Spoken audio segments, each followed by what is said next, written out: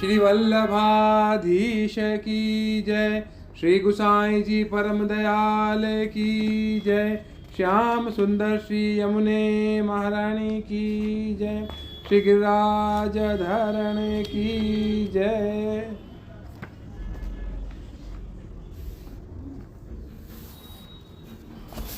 श्रीमद् भागवत द्वितीय स्कंद, दूसरा स्कंद चल रहा है और आज है 9वां अध्याय।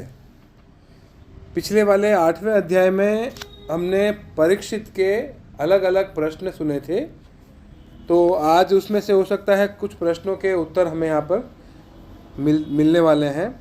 तो आज है 9वां अध्याय। अथ 9मोऽध्यायः। ब्रह्मा जी का भगवत धाम दर्शन और भगवान के द्वारा उन्हें चतुश्लोकी भागवत का उपदेश।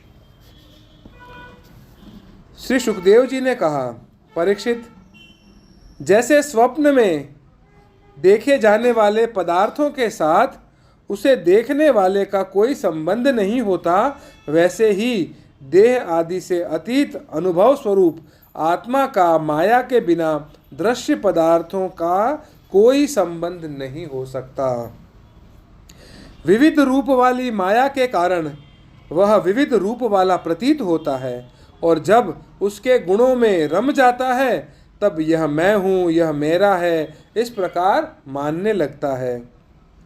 किंतु जब यह गुणों को क्षुब्ध करने वाले काल और मोह उत्पन्न करने वाली माया इन दोनों से परे अपने अनंत स्वरूप में मोह रहित होकर रमण करने लगता है, आत्माराम हो जाता है, तब यह मैं मेरा भाव छोड़कर पूर्ण उदासीन गुणातीत हो जाता है। ब्रह्मा जी की निष्कपट तपस्या से प्रसन्न होकर भगवान ने उन्हें अपने रूप का दर्शन कराया और आत्म तत्व के ज्ञान के लिए उन्हें परम सत्य परमार्थ वस्तु का उपदेश किया। वही बात मैं तुम्हें सुनाता हूँ।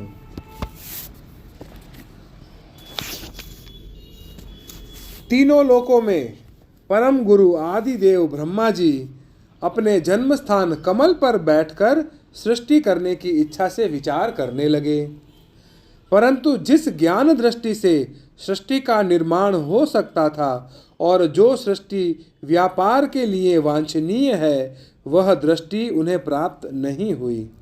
एक दिन वे यही चिंता कर रहे थे कि प्रलय के समुद्र में उन्होंने व्यंजनों के 16वें एवं 21वें अक्षर त तथा प को तप तप तप करो इस प्रकार 2 बार सुना था। परीक्षित, महात्मा लोग इस तप को ही त्यागियों का धन मानते हैं। यह सुनकर ब्रह्मा जी ने वक्ता को देखने की इच्छा से चारों ओर देखा, मतलब ये तप किसने बोला, परंतु वहां दूसरा कोई दिखाई न पड़ा। वे अपने कमल पर बैठ गए और मुझे तप करने की प्रत्यक्ष आज्ञा मिली है ऐसा निश्चय कर और उसी में अपना हित समझकर उन्होंने अपने मन को तपस्या में लगा दिया। ब्रह्मा जी तपस्वियों में बड़े तपस्वी हैं, उनका ज्ञान अमोघ है। उन्होंने उस समय 1 सहस्त्र दिव्य वर्ष पर्यंत एकाग्र चित्त से अपने प्राण मन कर्मेंद्रिय और ज्ञानेंद्रियों को अपने वश में करके ऐसी तपस्या की जिससे वे समस्त लोकों को प्रकाशित करने में समर्थ हो सके। उनकी तपस्या से प्रसन्न होकर भगवान ने उन्हें अपना वह लोक दिखाया जो सबसे श्रेष्ठ है और जिससे परे कोई दूसरा लोक नहीं है। जिन्हें कभी एक बार भी उनके दर्शन का सौभाग्य प्राप्त हुआ है, वे देवता बार बार उसकी स्तुति करते रहते हैं। वहाँ रजो तमो गुण और इनसे मिला हुआ सत्व गुण भी नहीं है। वहाँ न काल की दाल गलती है और न माया कदम रख सकती है। फिर माया के बाल बच्चे तो जा ही कैसे सकते हैं। वहाँ भगवान के वे पार्षद निवास करते हैं जिनका पूजन देवता और दैत्य दोनों ही करते हैं। उनका उज्ज्वल आभा से युक्त श्याम शरीर, शतदल कमल के समान कोमल नेत्र और पीले रंग के वस्त्र से शोभायमान है। अंग अंग से राशि राशि सौंदर्य बिखरता रहता है। वे कोमलता की मूर्ति हैं। सभी के चार चार भुजाएं हैं। वे स्वयं तो अत्यंत तेजस्वी हैं ही, मणिजटित सुवर्ण के प्रभामय आभूषण भी धारण किए रहते हैं। उनकी छवि मूंगे, वैदुर्यमणि और कमल के उज्जवल तंतु के समान है। उनके कानों में कुंडल, मस्तक पर मुकुट और कंठ में मालाएं शोभायमान है। जिस प्रकार आकाश बिजली सहित बादलों से शोभायमान होता है, वैसे ही वह लोक मनोहर कामिनियों की कांति से युक्त महात्माओं के दिव्य तेजोमय विमानों से स्थान स्थान पर सुशोभित होता रहता है। उस वैकुंठ लोक में लक्ष्मी जी सुंदर रूप धारण करके अपनी विविध विभूतियों के द्वारा भगवान के चरण कमलों की अनेकों प्रकार से सेवा करती रहती हैं। कभी कभी जब वे झूले पर बैठकर अपने प्रियतम भगवान की लीलाओं का गायन करने लगती हैं, तब उनके सौंदर्य और सुरभि से उन्मत्त होकर भौरे स्वयं उन लक्ष्मी जी का गुणगान करने लगते हैं। ब्रह्मा जी ने देखा कि उस दिव्य लोक में समस्त भक्तों के रक्षक लक्ष्मीपति, यज्ञपति एवं विश्वपति भगवान विराजमान हैं। सुनंद, नंद, प्रबल और आरोहण आदि मुख्य मुख्य पार्षदगण उन प्रभु की सेवा कर रहे हैं। उनका मुख कमल प्रसाद मधुर मुस्कान से युक्त है। आँखों में लाल लाल डोरियां हैं। बड़ी मोहक और मधुर चितवन है। ऐसा जान पड़ता है कि अभी अभी अपने प्रेमी भक्त को अपना सर्वस्व दे देंगे। सिर पर मुकुट, कानों में कुंडल और कंधे पर पीतांबर जगमगा रहा है। वक्षः स्थल पर एक सुनहरी रेखा के रूप में श्री लक्ष्मी जी विराजमान हैं और सुंदर चार भुजाएं हैं। वे एक सर्वोत्तम और बहुमूल्य आसन पर विराजमान हैं। पुरुष, प्रकृति, महतत्व, अहंकार, मन, 10 इंद्रिय, शब्दादि 5 तन्मात्राएं और पंचभूत, ये 25 शक्तियां मूर्तिमान होकर उनके चारों ओर खड़ी हैं। एवं ऐश्वर्य, धर्म, कीर्ति, श्री, ज्ञान और वैराग्य, इन 6 नित्य सिद्धि स्वरूप भूत शक्तियों से वे सर्वदा युक्त हैं।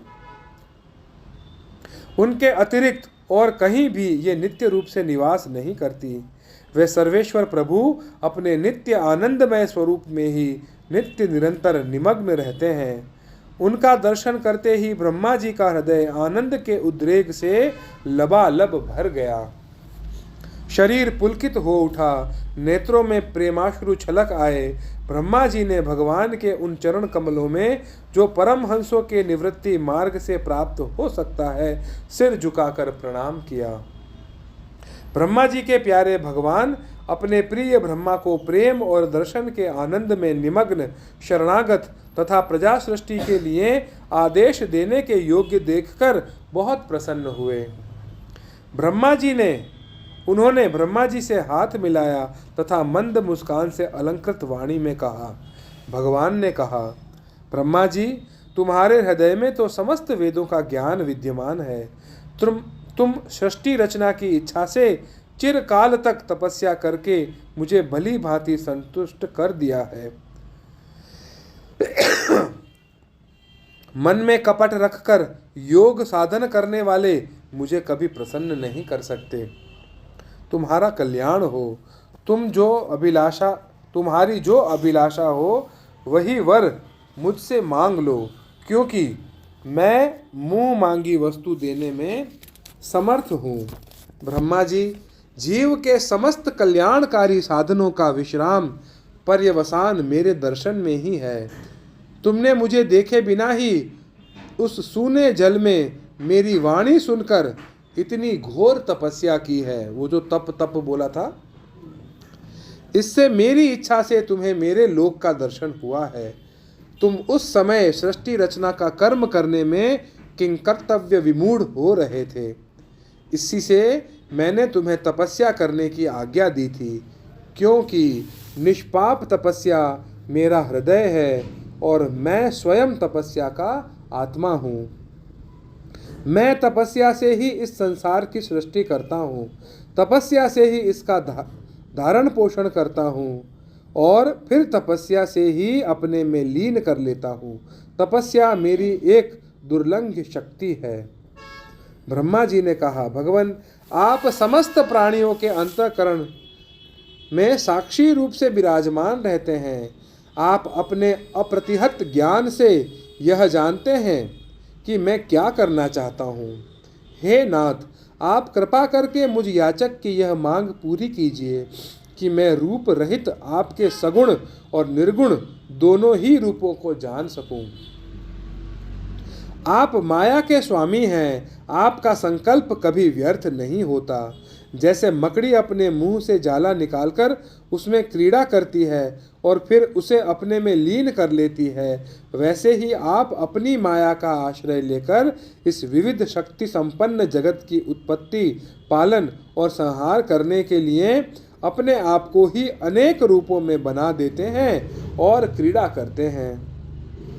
इस प्रकार आप कैसे करते हैं, इस मर्म को मैं जान सकूं, ऐसा ज्ञान आप मुझे दीजिए। आप मुझ पर ऐसी कृपा कीजिए कि मैं सजग रहकर सावधानी से आपकी आज्ञा का पालन कर सकूं और सृष्टि की रचना करते समय भी कर्तापन आदि के अभिमान से बंध न जाऊं। प्रभु, आपने एक मित्र के समान हाथ पकड़कर मुझे अपना मित्र स्वीकार किया है।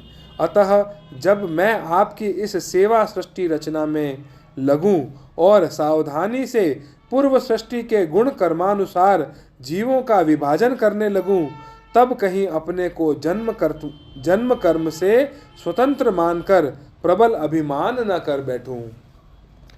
भगवान ने कहा, अनुभव, प्रेमा भक्ति और साधनों से युक्त अत्यंत गोपनीय अपने स्वरूप का ज्ञान मैं तुम्हें कहता हूँ, तुम उसे ग्रहण करो।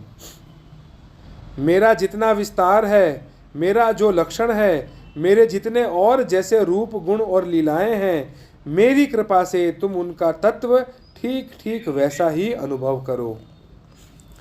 सृष्टि के पूर्व केवल मैं ही था, मेरे अतिरिक्त न स्थूल था न सूक्ष्म और न तो दोनों का कारण अज्ञान। जहाँ यह सृष्टि नहीं है वहाँ भी मैं ही हूँ और इस सृष्टि के रूप में जो कुछ प्रतीत हो रहा है वह भी मैं ही हूँ और जो कुछ बचा रहेगा वह भी मैं ही हूँ। वास्तव में न होने पर भी जो कुछ अनिर्वचनीय वस्तु मेरे अतिरिक्त मुझ परमात्मा में दो चंद्रमाओं की तरह मिथ्या ही प्रतीत हो रही है, अथवा विद्यमान होने पर भी आकाश मंडल के नक्षत्रों में राहु की भांति जो मेरी प्रतीति नहीं होती, इसे मेरी माया समझना चाहिए। जैसे प्राणियों के पंचभूत रचित छोटे बड़े शरीरों में आकाश आदि पंच महाभूत उन शरीरों के कार्य रूप से निर्मित होने के कारण प्रवेश करते भी हैं और पहले से ही उन स्थानों और रूपों में कारण रूप से विद्यमान रहने के कारण प्रवेश नहीं भी करते, वैसे ही उन प्राणियों के शरीर की दृष्टि से मैं उनमें आत्मा के रूप से प्रवेश किए हुए हूँ और आत्मदृष्टि से अपने अतिरिक्त और कोई वस्तु न होने के कारण उनमें प्रविष्ट नहीं भी हूँ। यह ब्रह्म नहीं, इस प्रकार का निषेध की पद्धति से और यह ब्रह्म है इस अन्वय की पद्धति से यही सिद्ध होता है कि सर्वातीत एवं सर्वस्वरूप भगवान ही सर्वदा और सर्वत्र स्थित हैं, वही वास्तविक तत्व है। जो आत्मा अथवा परमात्मा का तत्व जानता है, जो आत्मा अथवा परमात्मा का तत्व जानना चाहते हैं, उन्हें केवल इतना ही जानने की आवश्यकता है। ब्रह्मा जी, तुम अविचल समाधि के द्वारा मेरे इस सिद्धांत में पूर्ण निष्ठा कर लो। इससे तुम्हें कल्प कल्प में विविध प्रकार की सृष्टि रचना करते रहने पर भी कभी मोह नहीं होगा।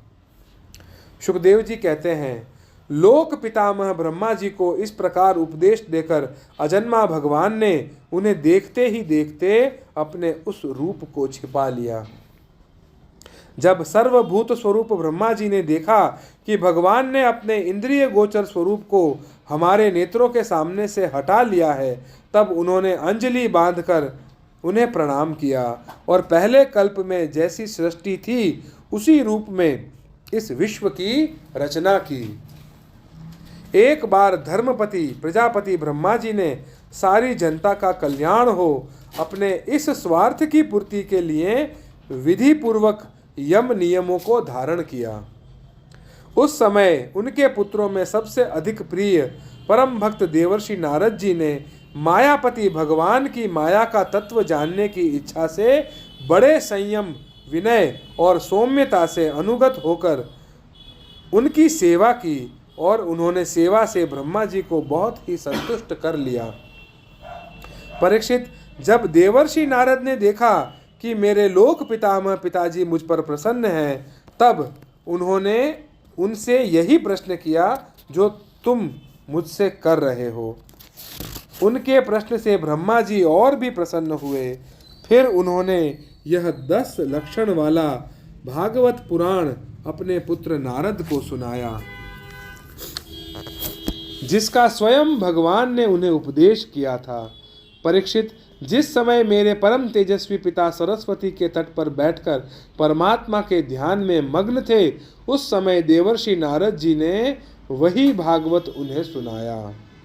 तुमने मुझसे जो यह प्रश्न किया है कि विराट पुरुष से इस जगत की उत्पत्ति कैसे हुई, तथा दूसरे भी जो बहुत से प्रश्न किए हैं, उन सब का उत्तर मैं उसी भागवत पुराण के रूप में देता हूँ। इति श्रीमद्भागवते महापुराणे पारमहंस्यां संहितायां द्वितीय स्कंधे नवमोऽध्यायः। अगले अध्याय में यानी कि 10वें अध्याय में हम पढ़ेंगे भागवत के 10 लक्षण। श्री वल्लभाधीश की जय, श्री गुसाई जी परम दयाल की जय, श्याम सुंदर श्री यमुने महारानी की जय, श्री गिरिराज धरण की जय।